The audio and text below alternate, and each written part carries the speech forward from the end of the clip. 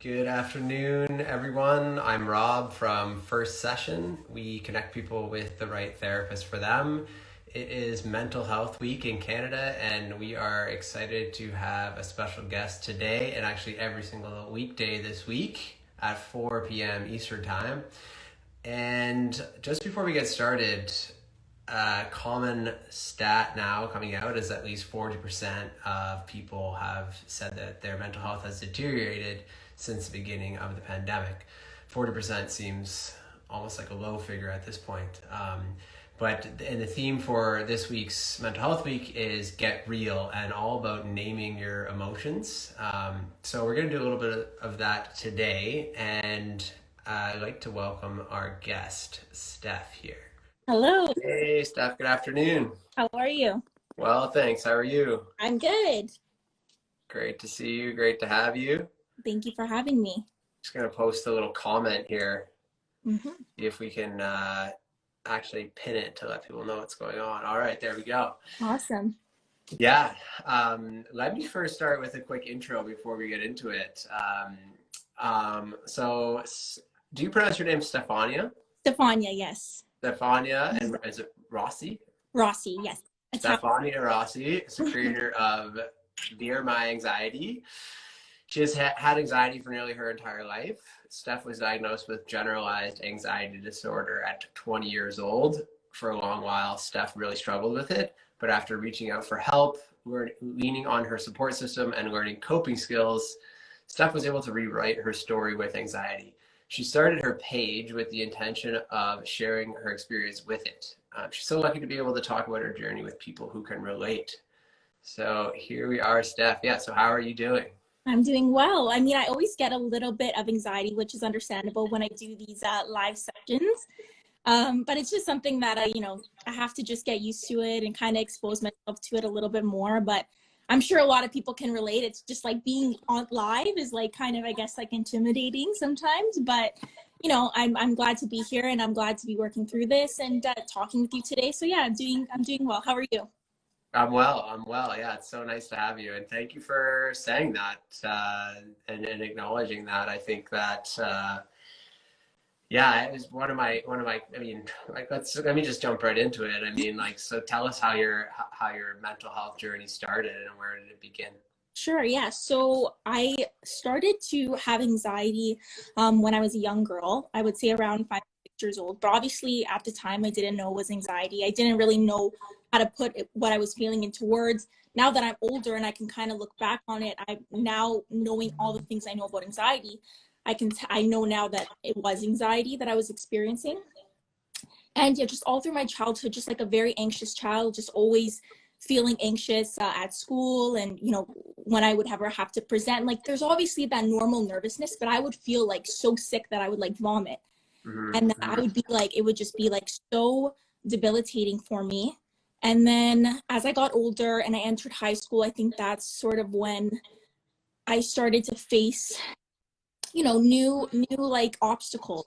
You start to grow up more. I had my first boyfriend, and I started kind of just experiencing more things like in the real world, because when you're a kid you don't really know too much. Then as you grow up you start to kind of experience all these different things. And so I think that that's when my anxiety sort of like just really escalated, and it sort of became hard for me to ignore. And I knew that it was something that I needed to start paying attention to. So yeah, it got really bad. Like I was constantly vomiting. I was having a lot of physical symptoms, and I didn't really know where the physical symptoms, were coming from. I'm like, what's happening? I'm like shaking all the time. My chest is hurting. I'm vomiting. And then also, having that accompanied by like the anxious thoughts and the intrusive thoughts. And so yeah, and I was also like in a relationship that wasn't the healthiest relationship either. So I think that kind of took my anxiety to a whole other level as well. And so around 19 years old, I was like, I need to figure this out. I need to kind of like reach out for help. I need to talk to people about it. So I went to my doctor and I said, like, look, I'm having a really hard time. I'm feeling all these things. And I kind of just explained to her, like, this is what I'm feeling. And she's like, okay, I think you need to like talk to a professional about it, someone who can help you through all these these feelings and these experiences you're having. And so that's when my search for a therapist began, and that's when sort of my anxiety started to get better. And I mean, it's a process, but it was definitely a hard one. It was really hard to go through it and not know where all those feelings were coming from, and just navigating everything. It was just really tough. And so Yeah. I'm really lucky that I reached out for help, and that I had a good support system, and that things got better for me. Yeah. Yeah. That's amazing. That's amazing. Well, so you mentioned, and you mentioned sort of in your bio that you said before that I just spoke out loud, your sort of diagnoses. Do you want to, like, what did that do for you when you got that diagnosis? Was it relief? Was it fear? Was it both? Like, It's talk about that. it's definitely both. I think on one hand it's relief because it kind of, it's like, okay, this makes sense now. Like I Yeah. get it. I was going through all this for a really long time. I didn't really know. And the thing too is, like, when you don't know what's going on, you feel like you're the only person in the world who's experiencing that. Like, I thought that I was the only person, and that I was like crazy, or that there was something wrong with me. I Mhm. didn't really realize, like, how many other people were going through the same thing, and I didn't realize that it was like a real disorder, and that it was, like, a lot of other people like know what it's like. And so having that, I think, kind of just like was the starting point of like me really like beginning my healing and beginning my journey. But yeah, there's also obviously a lot of fear associated with it too, because it's like, okay, now what? Like, it's like it's just scary. I know that a lot of people can relate to that. It's just, having to navigate it, figuring out, what your next steps are, it's a scary process. And taking Mhm. first steps is really scary too. Mhm. Mhm. Well, I can I can tell from the time you joined that you resonate with a lot of people, and a lot of people have been mentioning in the comments how they can relate so much. So it's incredible what you're doing and what you've done Thank you. with your account, and by speaking out and by sharing, and just, as you said, you felt so alone, and here we have hundreds of thousands of people following you on your journey, which is incredible. So good for you. Thank you. I did want to say just another part about sort of that diagnosis, but more so about, like, you identifying with anxiety, like, and, having, now you're kind of like almost on a personal level, where it's like you have anxiety. Has that, as you've now grown like several years and learned so much more, has that changed, like, your, like, does it feel like a trap at all to say that, like you have anxiety, and does it sound permanent? Does it seem permanent for you? Like, how do you, like, deal with that? Yeah. Yeah, I see what you're saying. I mean, I think, I mean, even though my Instagram name is Dear My Anxiety, I try to kind of separate, like, my, like, I try not to use my anxiety too much. I try to just use anxiety. That was something that I used to do a lot. I used to say it's my anxiety. Then through therapy, my therapist was kind of like, maybe let's try and like make it a separate entity of yourself, other than yourself, right? Like, you Mhm, don't, mhm, it's not you, it's the disorder, it's the anxiety, it's separate than you. So I kind of try and look at it like, it doesn't define my life. It's a huge part of my life. mhm, And it's a significant part of my life. I would be lying if I said that it's not a huge part of my life. But at the same time, I'm so much more, and I have so many other qualities, and I have so much to offer despite my anxiety. Oh, see, I did it again, despite having anxiety. So I think, I not to, yeah, like limit me. And I try to kind of just concentrate on all the other things that I am and that I can offer. And just kind of spin it into like a positive wherever I can. I know it's hard to do that sometimes, and I know people with anxiety will understand. It can be very debilitating. It can be really difficult to kind of see beyond that, but it's something that I try to do. I hope yeah. that answers your question. Yeah, it did. Thank you. Yeah. And you mentioned, like, after you started seeing a therapist, or after you started going to therapy, when was the first time that you, like, was that around your 19 or 20 when you first looked for a therapist, or got recommended to go look? How did that look? Yeah, I know it might be quite a story about the search, or yeah, I'm curious. Yes, definitely. So yeah, I started looking around 19, but I have gone through a fair share of therapists, and I think the reason for that is just, wanting to find that right one.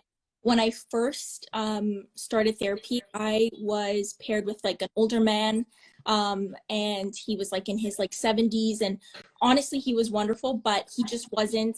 I just didn't feel that connection with him. And I think that that was like super important for me to kind of be 100% open and to, get the help to the full capacity that I was looking for.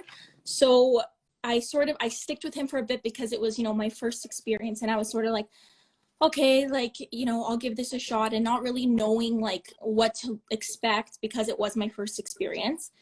And then I saw somebody else that I liked, but again, it was just sort of like, I'm kind of lacking something. Like, I don't really know like what it is. It was just that connection just wasn't really there.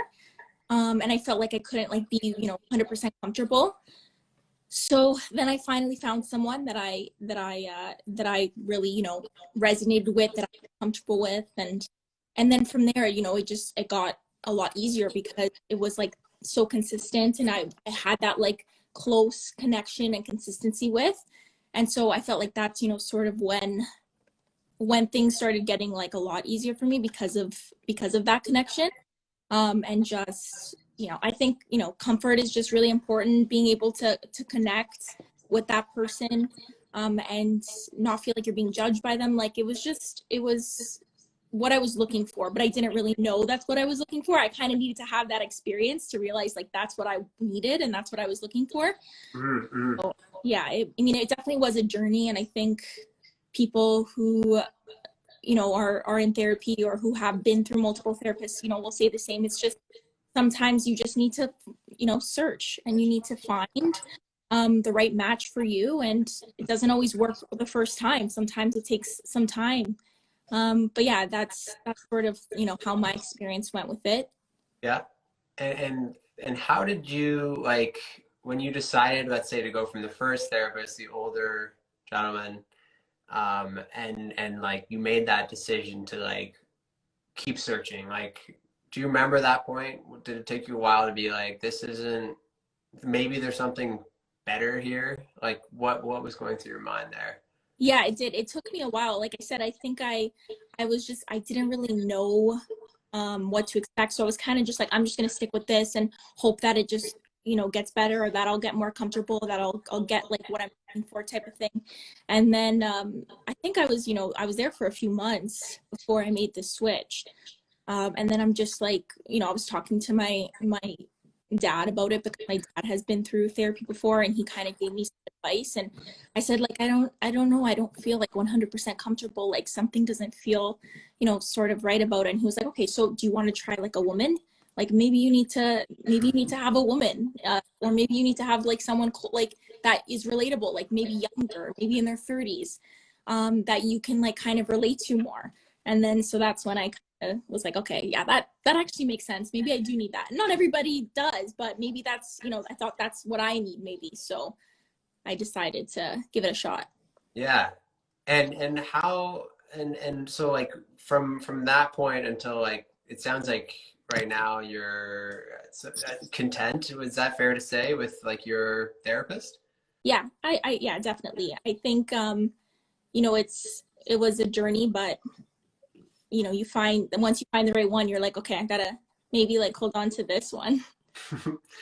And like in a sort of general sense, like what might have, if you could do it all over again without like now with knowing a little bit more about finding a therapist, like what would you look for? It's like, or what is like, is there a way to describe the relationship that you have with your current therapist, that like, or is it a feeling that you have? Like, what is it? How could you explain that to people? I think, yeah, it's just like a type of feeling that you have where it's just like you feel 100% comfortable. You feel like you can sort of, it's like a judgment free zone where you can feel safe in that setting. And that, you like vibe with them. Like, I think is, just the way it is. Like, I just, it's more of like I felt like it was sort of just like this intuition I had too, where I was just like, this feels like right. And there wasn't really anything, super specific. I mean, other than the fact that she's like a woman and she's like younger, which I said that's, what I kind of needed. Because I felt like I could like relate to her, but also just the fact that there was just that comfortability that I think I was lacking in the past. And then I found, and also, just, yeah, just, I think just having, that safe space. Yeah, yeah, amazing. Yeah. And so this Instagram account, you've been at it for several years now, or how long do you know? January 2019, I started it. Amazing. So yeah, tell us about how it started. Like originally, January 2019. Was that before that you like, even like got that diagnosis or like saw the first therapist? Was where were you No, at? it was after that. But I really just wanted to. I didn't think that it was gonna grow to this extent. I really wanted an outlet. I think I just wanted something where I could go on and I can talk about my experiences. And I had in therapy discussed a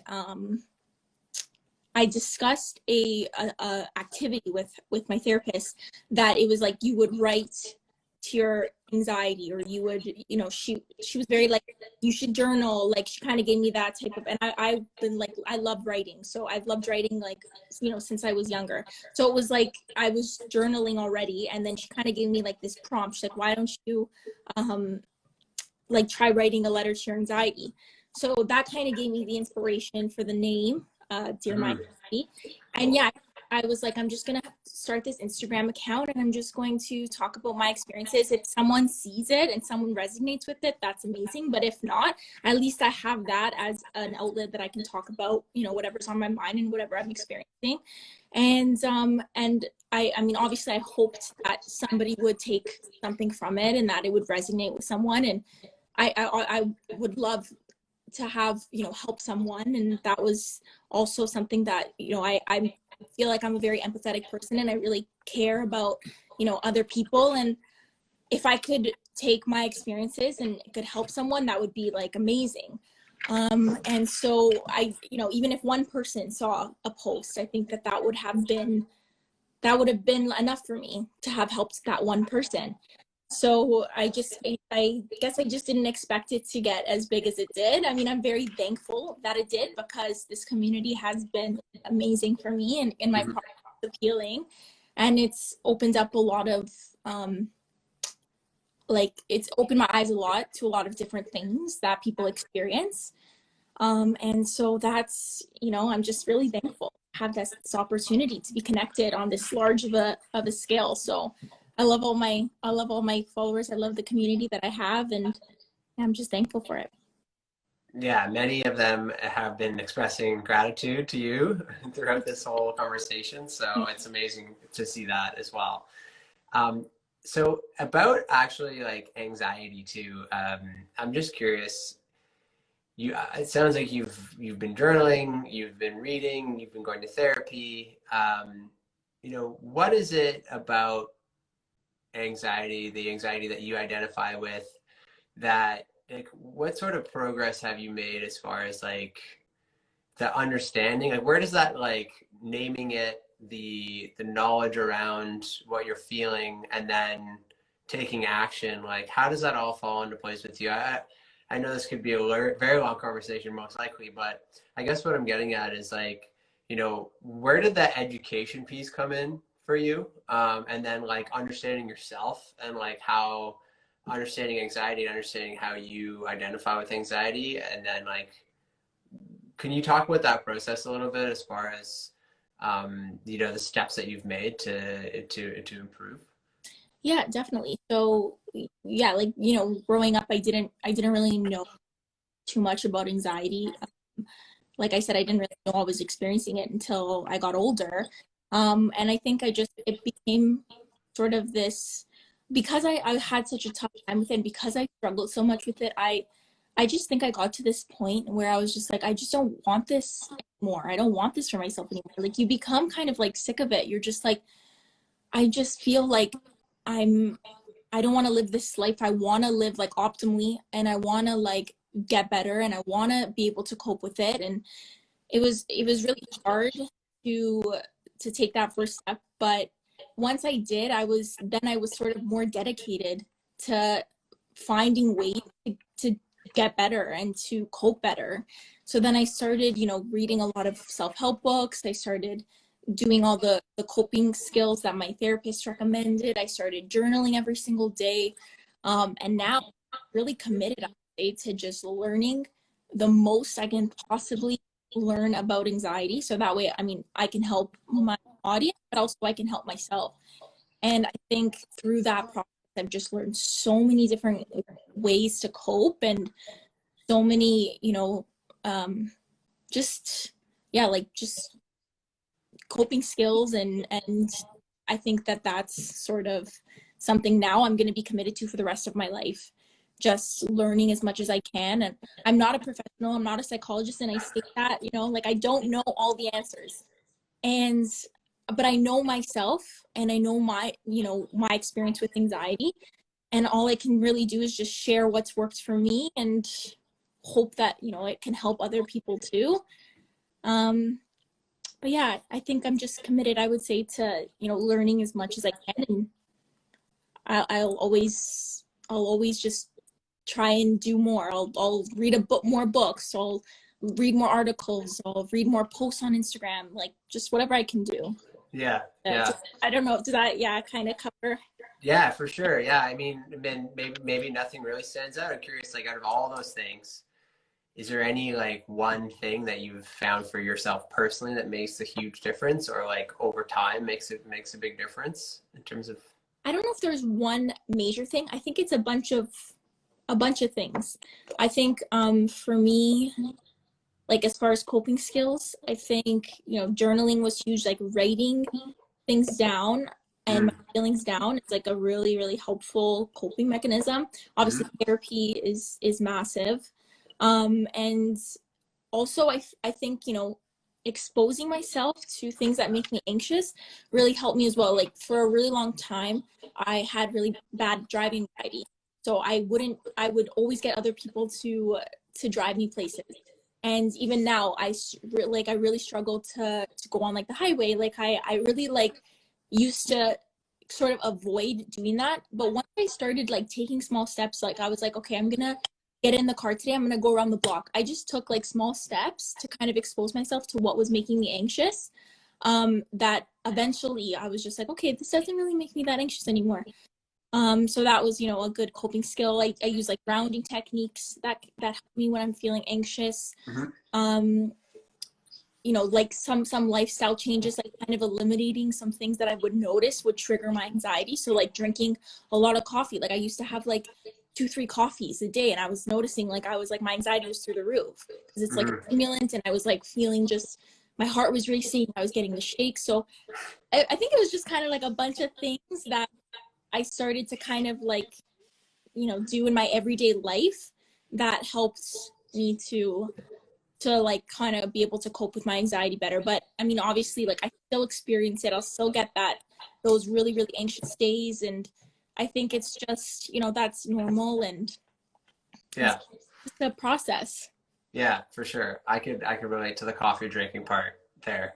Yeah. Heart racing, mind starting to race as well. Yeah, happens to me at least weekly. Yeah. It's hard because I want to have like a bunch of coffee when I'm tired, but I can't, because then I'll be like just way too anxious. It's not worth it. Yeah, it's so good for you to say that. And what about, maybe a final question for me about feeling good as oneself. Everyone that's on here right now is on social media. There's notifications, there's like and you've spent a lot of time on social media. What kind of boundaries have you had to set maybe with social media to look after your health? Like what could you recommend to people who might spend what they might think is a lot of time on social media? Yeah, so I think, social media, I mean, can be a great platform and can be really resourceful and informative. But I also think on the flip side, it can be, sometimes it can be toxic, it can be anxiety inducing. There's a lot of, as much as there are positives, there's a lot of negatives as well to it.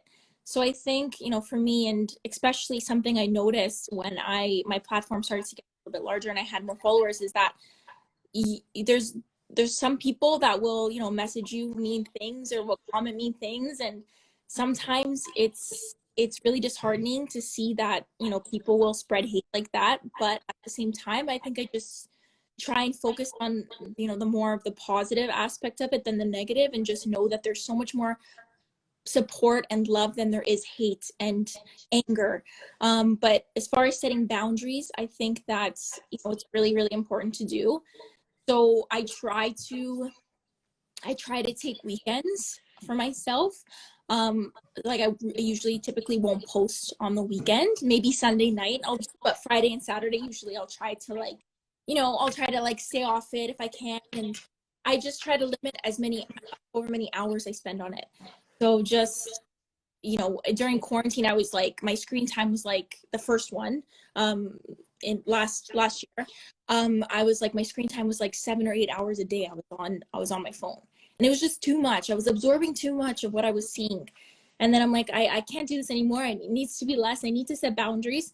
And so now I just try to, limit the amount of hours I'm spending per day, limiting who I follow, whose posts I look at, how many, messages I'll read. Is you just have to kind of, whatever works for you. Different things will work for different people, but I think setting boundaries is hugely important. That's super helpful. Amazing. So what do you want to share about what you're up to now, and maybe what your plans are for the future? It sounds like you have a passion for helping people. Tell us a little bit more about what's going on right now and what your plans are. Yeah, so I'm really hoping to sort of just continue growing my anxiety and growing the community, and kind of just seeing where that takes me. I'm super passionate about mental health. I experience it myself, and I know right now more than ever, I think people need that support. And they need to feel like they're not alone. They need to feel seen. They need to feel heard. And I want to be able to be that for someone. So I think that's sort of just, my purpose, in life. And I really just hope, like, if I can help, however many people, if I can help 10, 15, 20, 30 people, like that would just, I think I'd feel like I fulfilled my purpose. So whatever that means, that's sort of where I'll go. Whatever that means for my future, that's where I'll go. So kind of just, figuring it out. I'm only 24. I think I have, a long while to go. And I think a lot of people in their 20s are a little bit like lost, and even in their 30s or 40s, 50s, 60s, I don't know, however old you are. I'm just gonna go take it day by day and kind of see where life takes me, but definitely feel so passionate about this community, so thankful for it. And I definitely want my life to be, a part of it for forever, for the rest of my life. So yeah, we'll see kind of what happens. That's incredible. That's incredible. Well, I think that's a great place to end it. So it sounds like people can expect a lot more from Dear My Anxiety and sharing and learning. It was a pleasure to have you. I look forward to chatting with you again. And it's Mental Health Week, so what a great time to discuss this. And tomorrow we have another guest at 4 p.m. and I'm blanking right now, but we will post it on Instagram shortly. So thanks again, Steph, and we will see everyone tomorrow. Yes, take care.